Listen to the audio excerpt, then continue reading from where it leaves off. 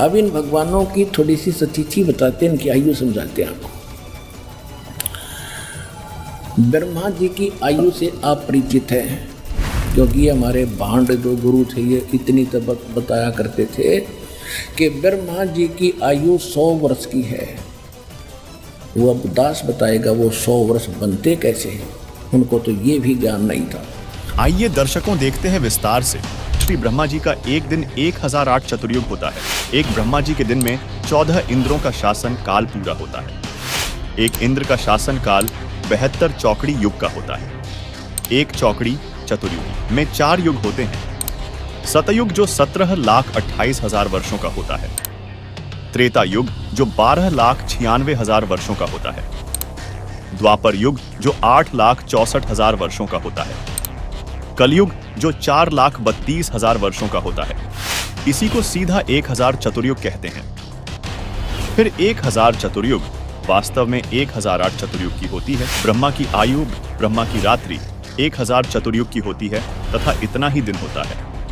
30 दिन रात्रि का एक महीना, 12 महीनों का एक वर्ष, 100 वर्ष का एक ब्रह्मा का जीवन, यह एक महाकल्प कहलाता है। 7 ब्रह्मा जी की मृत्यु के बाद एक विष्णु जी की मृत्यु होती है। 7 विष्णु जी की मृत्यु के उपरांत एक शिव की मृत्यु होती है। इसे दिव्य महाकल्प कहते हैं।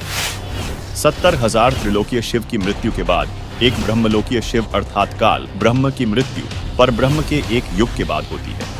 ऐसे 1000 युग का परब्रह्म अक्षर पुरुष का एक दिन तथा इतनी ही रात्रि होती है।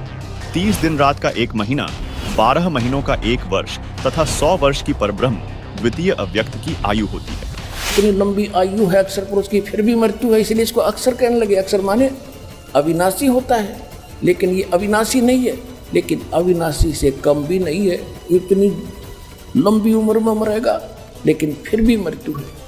तो सूक्ष्म वेद में कहा है, एती उम्र बुलंद मुर्गा अंतरे, सतगुरु लगे न कान न बैठे वो संतरे।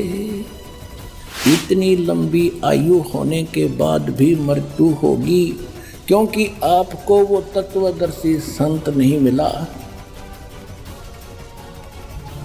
जो गीता अध्याय नंबर 4 के श्लोक नंबर 34 में जिसका वो वर्णन है, तो वो तत्वदर्शी संत ये दास रामपाल दास है इस विश्व में।